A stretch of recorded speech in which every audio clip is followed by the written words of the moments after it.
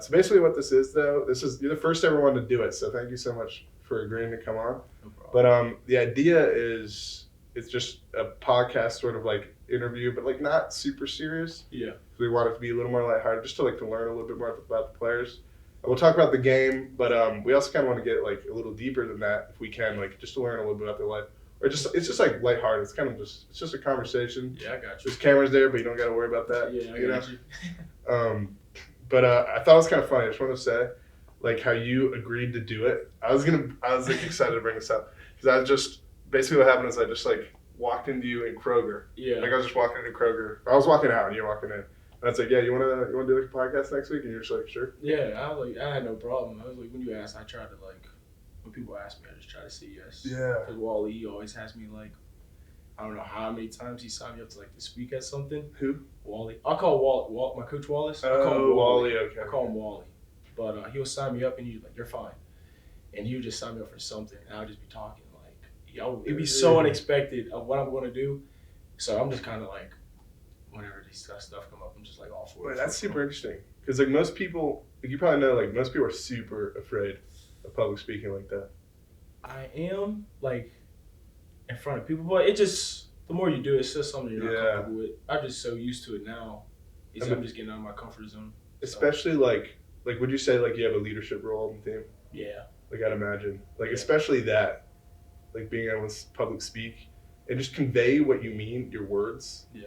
Because it is difficult to do. Like, what was it like the first time you did like a real public speaking thing that you signed you up for? Sweating.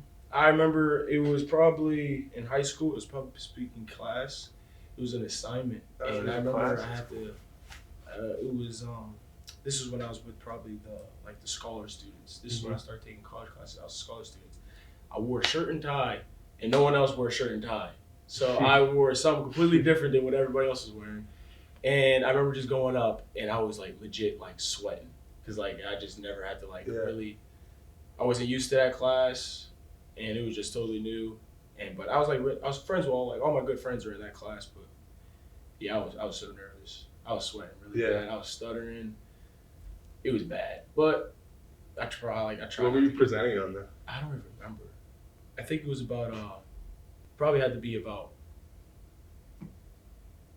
how to dribble a basketball or something. Oh, is it? What was it of your choice? Like, it was of your choice. Okay, it was she just like picked something like real simple, but many people just talked about how to do push-ups. Yeah. Like that was type of like presentation, but it was like probably the first time I really had to like stand in the class and just like not present like a project. It wasn't like I was talking from a PowerPoint or something. It was actually like having like to speak. So I was kind of like uncomfortable. Did you like memorize it beforehand? Or you kind of just had like an idea? I was very unprepared. That's fair. Yeah. It's kind of like, sometimes that's the best if you're able to just flow. Because it's like more from the heart. Because I think it's like pretty obvious to tell when people are just speaking from like a script in their head. Yeah. Yeah, I agree. I try to be most as genuine as possible. That's why I don't like when people tell me like, say if you were to tell me like heads up or what to say, I'll kind of be more nervous. That's why I feel like I like it better when you don't kind of tell me, because I like to be more genuine than anything. No, I totally agree. So, what you would say being genuine is like an important thing too. Yeah, being genuine. Just like it's just if it's real, you know. Yeah. I mean, if someone's just saying it just means like something. I don't know. Everybody probably have a script, but I just think genuine is just kind of like some better. It's just it works better for me, so that's why I like it. It never does you wrong. Like in any scenario in my life where I'm like, I'm just gonna be like, completely. People always appreciate that, I think. Oh yeah, for sure. I always get like, especially when I get done like talking with things, they always they can just tell it's genuine. So.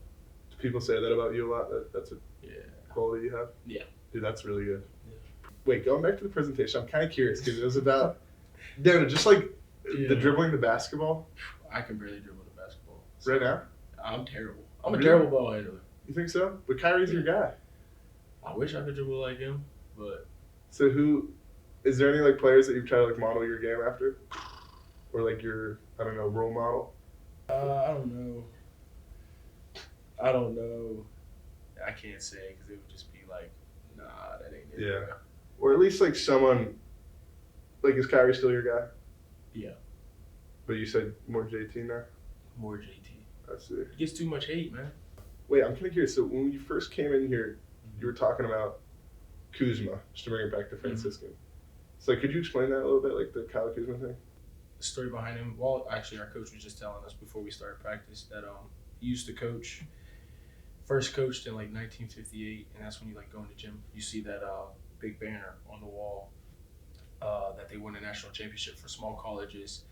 And after he won, he left, and he went to coach for like 2 years at University of New Orleans. But he came back. I think my coach said in like 1979 because he heard the athletics was like shutting down. So he actually like helped athletics come back. So yeah. So he came back because he heard it was shutting down. Like he wanted to revive it. I think that's what he came back for. And I think he coached for 2 years and he kind of like helped out why athletics is back to where it is. And that's why they have his name on the court. Mm-hmm. Dude, that's so cool. So his family. I know Wallace said most of his family or their family, the Hank family, is going to be there tomorrow. So hopefully we could just honor them and play for them tomorrow. Honestly, I think it's cool that you care about the history. Yeah. At Wallace, he makes sure we do. So like, what our foundation is like, at the end of the day, is more than basketball, and I think that's why we're like just so successful because we are like our like motto this year is joy. So we put Jesus, others, then yourself, because Jesus comes first, others second, then yourself last. So that's what we just been carrying on like pretty much this whole year. Yeah. And we just try to like give it back and just look back at just how we're here and just thankful like we're honestly able to play Franciscan basketball. Yeah. So. Dang, that's so interesting. There's a motto every year. Every year. Who kind of like sets that? Wally, coach does. Then Nick Alley, Nick Alley, hello. Mm-hmm. Yeah, he kind of just sets it. He always just reminds us wear the name on your chest. Even though it's Division III basketball, I don't think we had I think there's no different. Yeah. Like nobody has the kind of type of culture we have. Yeah. Like in this conference, no, not even close. Well, tell me about it. Like, what do you think is the biggest difference? I mean, just like, yeah, I know everybody's just saying they're brothers, but I think it's just more than just we're actually brothers. I don't think there's like one person on the team where I just come in the gym and it's like I don't have a conversation with them. Really? Yeah. It like I think every year I say it's different, but this is like everybody's trying to pick each other up. Everybody's trying to make each other better. Like everybody has this next play mentality. Like nobody's always down or stuff. I know somebody like some guys will just have a bad game or somebody's going through it, but we're always just there to pick somebody up. Wow. So like my cousin Trav, he wasn't having a great game against Teal, but he was just like thank you because like y'all just helped me laugh and it just helped me get better. So like that's what we know if someone's like going through something, we just know how to pick each other up and we just like have fun every day. Wow. So. And like you played. Where'd you play in high school? Big Red. I went to Steubenville, Big Red. Yeah. So you're from the area, right? Yeah, I'm from here. How like comparing those two teams? Like, what was that like? Actually, are there any Big Red players besides you that are on the team? Nope. You're the only guy? Yeah, I'm the only guy. From Big Red to here. Because like you talk about the culture so different. So like, what was like? It's very. I always say it's like. Honestly, I enjoyed Big Red just because. I was playing my senior year. I played with all the guys I played with since I was like little leagues. We used to play like little leagues together. So it was like 8 to 9 seniors my senior year. We all grew up together and played basketball together. So that was like not many people can say they played with like their best friends since like they played like little league soccer with or like preschool. So that was kind of awesome. But I would say this is like way better just because the relationships you make out of it. And like Garrett, he's like one of my best friends. I was living with him probably like 2 years ago, and now he's getting married, and I'm in his wedding. So like, so like, there's just like relationships you make. Even like freshman year, I'm still talking to those seniors. Like they text me like good game and all that other stuff. So it just shows like no matter if they're still playing or not, they're still there, and it just shows the type of program it is. They're still watching. They're still watching. Tuning in. Dude, that's great. That makes me really happy that you and Garrett. I knew you guys were friends, but I didn't realize you were like that close. That was my boy. I didn't like Garrett at first. Dude, me too. If everybody knows Garrett, nobody likes Garrett when they first meet Garrett. Nobody likes Garrett. But like he's just like if you get to know him more, it's just like that's my boy. Like I don't know how many times we got to argument. And he was just like I was this close to just like forget this friendship. Just really, just because he picks and picks and picks at you. Everybody knows how Garrett is, but you gotta kind of look past it. And he's like one of my best friends, for sure. I think he really cares about. First of all, he just has a strong character. Oh yeah. But then he also really cares about the people around him. Mm-hmm. Like he does it in a way that'll make people maybe annoyed at first. Yeah. But at the end of the day, I think Gary is really just trying to lift the people around him up. Oh, for sure. He did it when he's a leader, just like out like his everyday life. When he was playing basketball, when he was playing lacrosse, like he was just a leader in many things. And I looked up to him. Yeah, I mean everybody just like looks up to people. Like I definitely did for him, just because the way he carried himself. Yeah. So he's honestly a really good friend. Yeah. So like when. Even for prods, I mean, yeah. Bring around, oh man. Yeah, I was actually gonna ask if you ever were to do a household prods, you would have done it. Prods, nice. For sure, 100%. For sure. You should have done it. Man. Nah, I couldn't. Too busy. Nah, I don't know. I wasn't like when I first got here. I wasn't too like invested. I wasn't. I waited too late to actually put myself into the university. Well, I'm actually really curious to learn about that. So like, first of all, what made you even come here? And then what was it like in the beginning? And then what kind of like changed? So senior year, I was honestly going to go to some school in Iowa. I don't know why. Iowa? Yeah, Iowa. And like I drove with my dad. It was probably like the worst car ride in my life. And I was like, if I have to do this to go to a school, I'm not doing it again. So I didn't the I car was like, ride itself? Yeah, I wasn't doing it. And then and I just kept meeting Wally. And when I talked to other coaches, because I wanted to play basketball out of high school, and I didn't want to stay home. Like everybody that grows up in Steubenville, they always want to go to some school out of Steubenville. I didn't like the trip to Iowa. I didn't want to be in Steubenville, but I just kept meeting with Wally. And when I talked to other coaches, it was the same. Everything from like people, and every time I talked to Wally, he was just like, "Hey, I'm not gonna pressure you." And he just like everything he told me on like when I like met with him. He was like, "Is what he's doing now." He's like, his job is more important than just basketball and winning basketball games. It's like more to make you a man, and I think that's what his goal with. He's fulfilling his goal of why he's a basketball coach, and I don't know. Yeah. He's been a really good father figure for many players on this team because it just shows, like the people what they do once they leave the program, and just since I've been there. He's been a man of every word he said. So, but when I first got here, I didn't like it. It felt like I was kind of still in high school. I would just go home, go to class, and I don't know. I was very quiet. I came here with a negative mindset of just being ignorant to everything. Yeah. And I felt like I was like couldn't make friends, all this other stuff. But as years went on, it was just like you gotta put in what you put out, pretty much. Mm-hmm. So like the more I was on campus, the more I was trying to talk to people, the more I was trying to go to like different things. That's when I kept getting back from the school. So that's what, and just the friends you make here too, like. Yeah. So like when you first came here, you were pretty reluctant. Like, did you come here excitedly, or was it kind of just like, I guess I just gotta go? I was excited, but then when I like got here, it was just like totally a culture shock because I didn't grow up Catholic. Mm-hmm. I went to public school. My mom, because I lived with my mom and my 3 other siblings. My dad wasn't pretty much around, so like the faith wasn't really pushed in my household. So it was really a culture shock. I used to go to church a lot when I was younger before my great grandmother passed, and family started moving away to like Bama, Georgia. Family started moving to Washington, D.C. But like, we kind of got outside of the church once like my great grandmother passed.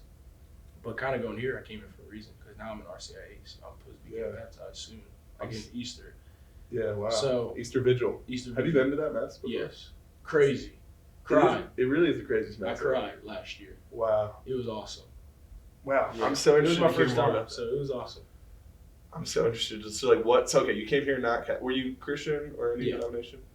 But then what was like you think the biggest factor of making you want to do an RCIA and be more interested in being Catholic? The friends that I like kept around me, and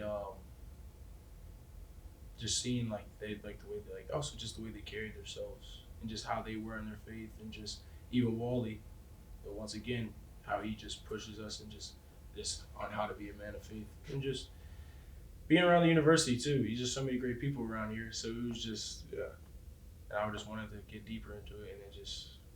Was it kind of like an easy decision? Yeah. It was just like,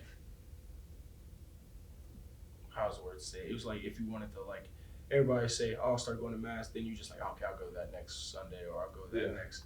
It was just like kind of you just have to put the time into it. You just like have to actually have the will to want to do it. So I was kind of like, yeah, I'll say I'll do it, but then I never do it. So then that's like, I was like, I actually got to like lock in and like bump it down if I really actually want to start doing this. And I did. And then I met with the RCIA lady, and also actually it was the mission trip I went on. Oh, you went on a mission trip? No. I went to DR with Ciola. Dominican Republic? Oh, yeah, that's what definitely. But I was in RCIA. I remember that. I was supposed to start last fall, but I had this night class I couldn't get out of. I was supposed to start RCIA like last fall. Like, no. Not this last fall. The year before. Like, it got held up because of a night class? I couldn't. It was a requirement. Dang. And I couldn't get out of it. If I didn't take this class. It's kind of ironic, honestly. If I didn't take it, I wouldn't have graduated. Yeah, so I couldn't like get out of it. And Father Gregory tried like working around to like make sure. I was like, Father, I can't get out of the class. Mm-hmm. Even while he's just like, it's fine, just start going like that spring semester. So I started going that spring semester. And I went on a mission trip to DR, and that was probably the best experience I ever had. Really? Yeah, awesome. Why? Why would you say that? Because like when we first got there, we went to the Follow Me school. So it's pretty much we did a retreat with the kids at the school. Mm-hmm. And we met when we first got there. We met with the kids, and we're pretty much our goal was like to do men talk, women talk, and just we did adoration, just like hang out with the kids. And like the first day we did it, we were with 7th and 8th, and they were like pretty much like shying away. Then like it was hard to talk to them. Then was there a language barrier at all? No, they spoke English, but when they spoke Spanish, I was like no Spanish, because actually we had somebody with us, and they were like cussing us out in the Spanish. So if we was playing soccer, they were like actually like talking smack in Spanish. So when we played them in basketball, I made sure to like, I tried to dog them bad because they were dogging us in soccer. Yeah, that's funny. But then 9th and 10th, it kind of got more. You was able to talk more with them and get on like kind of at a deeper level. Yeah, more maturity. They were more mature. And then like when 11 and 12 came, that's when it was just like it hit me. We were in adoration. I just started bawling. Really? Yeah, I just started bawling. And then no, it was just like the group that we had to for the mission trip. It was awesome. We had a couple guys on the basketball team that I just met some other girls that was on campus, from the campus that were there. So I just made friendships with them also too. But if it wasn't for that mission trip, I definitely that mission trip. I recommend anybody that goes on here to go to a mission trip. Yeah. I mean, everybody probably does, but yeah. What made you do it? The mission trip. I met I was with Wallace, and we were in the JC, and Wallace seems like a great coach. Yeah, I'm always with Wallace, and we saw the director. I forget his name, like the guy that runs. Brett Young. Yeah. Okay, him. And I met him. He was like, "You should do a mission trip." I was like, "Yeah, sure." I'm like, "Yeah, sure, I'll do it." And then next school year came by, and Ciola was like, "I'm going to be a lead. You should definitely do it." I was like, "Sure, I'll do it." And then he was like, I started coming to meetings, and boom. I didn't know what I was going to say, what I was going to do, but like definitely connected with some kids for sure. Like even like when I post like basketball things on Instagram, they'll like comment and like. So they'll like they always try to hit me up sometimes, which is pretty funny. So like the ones that like graduated, they try to like hit me up sometimes. So it's pretty funny. It seems like you really connected with them a lot, especially the older ones. Yeah, the older ones. Amari, like this one kid, Amari. Like when I first came in there, he said something like, you look like Jordan Poole, and I was like, I do not look like Jordan Poole. So, but he was like probably one of the first kids I like started talking to when I got there, and he was just he got real deep with me, just about like family stuff or like what he wants to do with his life, and he was just Is that kind of something like you've had those kind of conversations with people before? Or was that sort of the first time? Yeah, I had conversations with that before. But like family members. Yeah. Like my younger siblings, like my younger cousin. He always like if he ever needs to talk to someone. So I'm like kind of used to those type of conversations. Just. It seems like you're pretty open to experiences though. Oh yeah. Like talking about the church or like even this, I guess, or like the public speaking or something. I don't want to like. I try not to say like. I was always in the shell, but like now as I got older, I just try to like say no to most things because like, I don't want to like look back and be like, oh, I wish I would have. Yeah. Or you try not to say no. I try not to say no because like I don't want to be that one of those people that just be like, oh, I wish I would have done this. I wish I would have done that. If I look back, I wish I would have done that. Yeah. Like just to these type of experiences. Yeah. So I just try to be more open with. I totally agree. I have the same mindset. Yeah. Which is why I was saying, I just want to say, when we were in Austria, like I was telling you earlier, the public speaking thing at the end where you can give a testimony, I didn't do it. I was too nervous, and I'm so upset about that. That's why I'm like, every time I get a public speaking opportunity from now on, I'm gonna take it. Yeah. Kind of like what you're saying.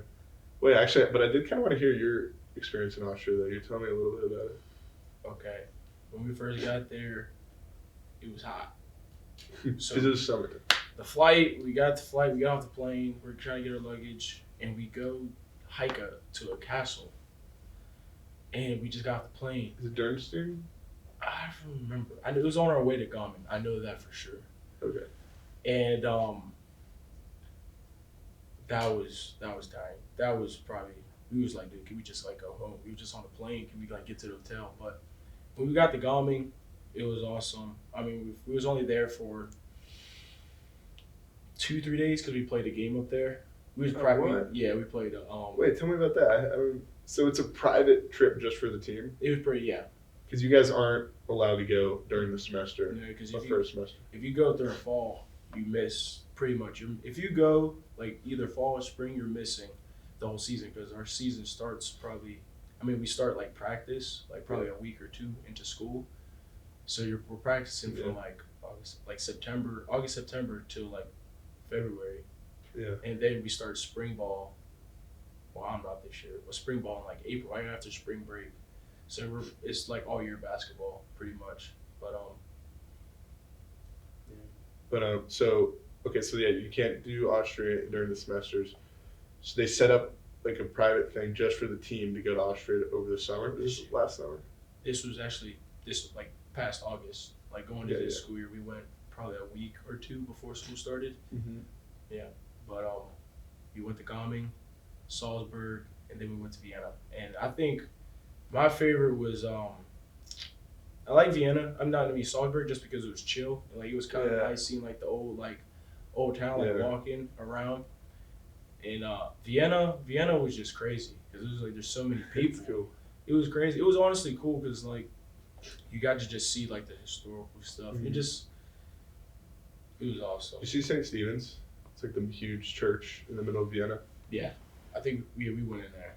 Yeah, we went to mass on one of them, like one of the churches, and it was like hot. Like I almost like passed out. Like it was like terrible. Like I was like legit like about to pass out. Mm-hmm. But all the churches were like all beautiful. I think like because we all got to like when we were like in town. Mm-hmm. We pretty much like after we played the game, we played Wednesday and we won like by like 50, 60. So yeah. So tell me, it was. Well, what was like this game? So you were playing like an Austrian team or something? We were playing like an Austrian team. I forget the team of the name. It was Was it like a scrimmage game? It was something Falcons. It was like pretty much like expedition game, pretty much like scrimmage. They had some like kids. They looked good, but like you just tell they couldn't dribble. Mm-hmm. They didn't fit. Like they don't have like ball pressure up there. So like right when we started, we just like ball pressure, and we just like got big. It was kind of felt bad because like. Did you guys outsize them, like height wise? Yes, I think Travis was our tallest player. We didn't have Carl or Yon. They were able to come on a trip. A little bit. Their guards were small. But they're like 4 or 5. They were pretty big. Yeah. They were like tall. They were probably like 6'3", 6'4". It's kind of cool you were able to do that. Do what? Like play an international team. Yeah, Like that must have felt really cool. It was cool because like honestly, we was like nervous because like we came up here and we got waxed. No way. We were like they would be like, dang, they were all up there just to get waxed by like 50 or like 30. Yeah, America, man, we gotta represent. So, 1-0 in Austria. Like yeah, that's so cool. And this season, so you said that you didn't even know you were really going to be back this year. And so, because like you were trying to walk for senior night last. Yeah, no, he let it be known, like probably like a week or two. He's like, yeah, you're not walking. Did you want to walk? I mean, who walked? I mean, yeah, just because it was my senior year. Mm-hmm. But like once he said it to me, because he didn't let me or Nick walk, so he's like, "Y'all definitely coming back." So when he like said that, he was like, "Are you serious?" He's like, "Oh, I'm so serious." So it was like not much really we could say. I mean, because we knew we were gonna come back, but honestly, I didn't really know like that whole summer. Yeah. To be honest. When did you figure it out? Probably like a week or two before we went to Austria. Oh, okay. So right towards the end of the summer. Wow. Yeah. And now you're studying. Well, what was your major? Yeah, business. I was business management, so I'm getting my MBA. Okay. Are you happy to be back for one last season? Oh yeah. The last. What was that Michael Jordan documentary? The Last Dance. Last Dance. Yeah. So it's awesome, just because the type of like the group we have, the young guys. Like we got Sawyer, he's going to be. Sawyer's fun to watch. Yeah, he's a bucket. It's crazy. Like what you about to say? I feel like the games are like, especially this year, like really turned a new level. Yeah. You think it's because of the new guys or like what's? Definitely new guys. We got Sawyer, got Carl, Travis is here now, Aiden, just those young guys. Nate too, Tommy, those young guys that are just gonna be pretty good. As you can see, I mean, we're 13-8, so this is probably the best record we had since the program started back up. Oh, really? I didn't even know it was that. So, yeah. Oh, so you're on a historic run. Yeah, I think we probably have the best record probably since 1970 something. Dang. Yeah. I had no idea. Yeah, we haven't had a winning record since the program started back up in 2008, and I think the most wins we had was probably the year before I got here. I think they had like 13 wins. They were 13 and 14. Okay. Yeah, we're 13-8 right now. Man, that's exciting. 4 games left, so we're going pretty strong. There's 4 more games left? No, we got this Saturday. We play Allegheny, and we got 3 more after that. You feeling pretty good about tomorrow? Yeah. Who is like the rival? Like who is like the team that you're like looking at the schedule and you're like, oh, that's the one. That's the one. Or like that's like I want them. Like I want that game. Like, do you not really think of it like that? It used to be like that for every team. Yeah. But as like now, I pretty much know like most like the older guys in the camp conference. After a game, it's like always pretty chill. There's no actually Grove City. I don't like Grove City. Okay. No, I don't like Grove City. Yeah. Great coach, great guy. Coach is a great guy. It's just like every time we play them, it's just like it's always a battle. It's always you're definitely coming out like some's hurting. Like it's not always like a chill game. Yeah. Because we never won a game up there, and like we always go like 1-1. Like we beat them this year, which was like actually probably one of the big wins because we couldn't. Was that here? He was here. I think it was like 2 Saturdays ago. Okay. Or like a Wednesday. It was like either Wednesday or Saturday. I know it was like 3 games ago, but we can't break this. We can't figure. This was the first team we beat above like us. We beat everybody we should. So beating them was kind of like we know we can beat anybody. We just have to have the focus to one of them. Man. Yeah. Yeah, I'm excited. I'm excited for this game tomorrow. Yeah. I was actually curious to ask you, like, what do you think about how's the crowd been doing? That's awesome. I forget what game it was. It was Bethany when we played Bethany and was that last week? Yeah, when Sawyer made the go ahead 3 with like 40 seconds left. That game was so much fun. When he made that, I was just this boy's different. Yeah. But I think the crowd that was probably the loudest because Wallace was like on the side like getting like the student section crazy, and I was like, dude, I can't even like. He's good at that. Yeah, he's crazy. Oh man, I couldn't hear nothing. Do you notice like when you're playing in the game, are you like totally locked in? I try not to look at the student section because I'll laugh if I see something because I don't want to see somebody and they just go like, "Let's go, Zim." So I don't want to like. I don't even try to like look at my family either. Yeah. But all the person I probably look at is my grandfather because he always like try to like mess with me or something. He'll say something and I'll just be like, "Dude, you play too much." Yeah, that's funny. They come to every game? Like they travel too? Yeah. My grandfather comes to every game. My mom comes to every game. My dad, if he's not like working late, he comes to every game. My brother comes to every game. my dad's side, which is like so on my grandfather's birthday. So it was the Westminster game. But a lot of my family from Columbus came in. So like my grandmother, my great grandmother, my aunts, my uncle was there. So like, and it was just like that game came down to me getting the buzzer beater layup. So that was honestly awesome because like I think even though the game was close and we should have like won, like it shouldn't have got to that point. I'm kind of glad it did get to that point because like to end a game like that and like have my family there, you'll never like I'll never can like. I think that was one of your best moments. Yeah. That sounds. It was awesome, just because my family was there. Like more than my like not my mom's side, but more of my dad's side was there, which is like pretty cool. Do you think you probably play better when you know your family's watching? No. No. Worse. Pressure. Yeah. Just because like I don't want to be like, dang, that was a bad game. Yeah. What are road games like? Because I've never like tried with the team, but like, I'm just curious. Who has like the louder fans? Like, is it us or like on the road? Us. Nobody. We have better spirit. Better spirit. Awesome. There's no. Like even the Chatham game, there was nobody there. They're 30th in the country. Yeah. There's barely people there. Really? So it just speaks about like type of like program they are. That's that. I mean, they're good. I don't know proud. how they are people, but like it just shows like the support they don't have, even though they're 30th in the country. Because if we were 30 in the country, we were just talking about this yesterday. If we're 30 in the country, we probably have to get a bigger gym. Mm-hmm. Like who knows like how many people will come out to our games. Yeah. Like even when we were like 4-16, we still get a crowd. Yeah, bleachers are always packed. The bleachers are always packed. So like, imagine if we were 30th in the country. Yeah, that'd be crazy. So I don't think there's anybody in the conference that's close to our like student section. Not even close. I had a question. Actually, Spolman said I should ask this. He mentioned. Oh wait a minute. He said don't mention him. Too late now. What's Spolman? I maybe have heard that you have some sort of pregame ritual. Yes. Could you walk me through it? Okay, every game when he used to coach, I forget when it started. Right when we probably started coaching, I even tried to like catch him down for home games. He would just come to me. He would just hug me and he would just go, "Who can stop you?" And I go, "No one." He's like, "That's my boy," and he does it every game. So I love Spolman for that because that's real. He always did it for me. It was sad for him. Like when he told me he was like going to step away, I was kind of upset about it.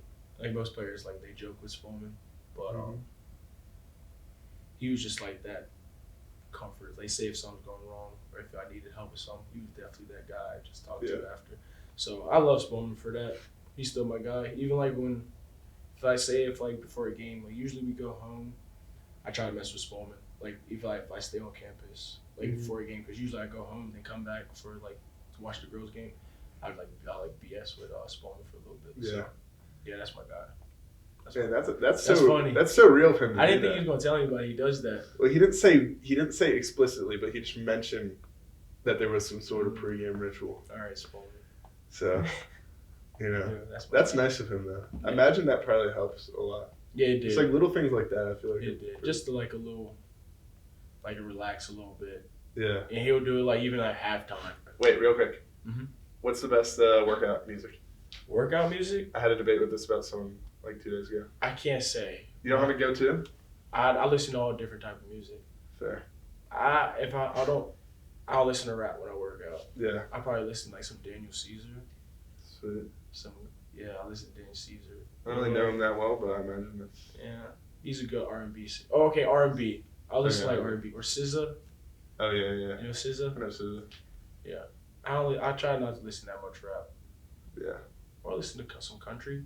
Fair. Mix it up a little bit, little oldies. Like I go to like some 70s, 80s. Yeah. I mix it up a little bit. I like that you like the oldies. That's kind of my thing. I'm a big oldies guy. Oldie. I love old music. I love the blues. You ever listen to those? No, I never listened to dude. No. It's like it's like a little bit of an acquired taste because I remember when I first started listening, I liked them, but at this point I can't get enough. Yeah. I'm not gonna lie. Or I listen to like 90s. Or I listen to like some alternate. I'll listen to Sabrina Carpenter sometimes, you know. Mix it Dude, up. that song goes hard. I'll mix it up. I can't listen to it because I'm like, okay, I get Which it. one? The Please, or Taste? No, the famous one. Please. Espresso. Oh. Yeah, The one that they always play. Yeah, Espresso is fire. it kind of goes hard, and I feel. Yeah, there's some big. I don't know if I'm allowed to say that, but it's like a really fun song. Hey, man. Anyway, we gotta close this out. Yeah. So, man, thank you so much for being on the first podcast. It was great to have you. Thank you. you. Great conversation. Yes, sir, man. Thank you. And go out there, win these games. Appreciate it. We'll be in the stands. Yeah. Thank you, man. Thank you.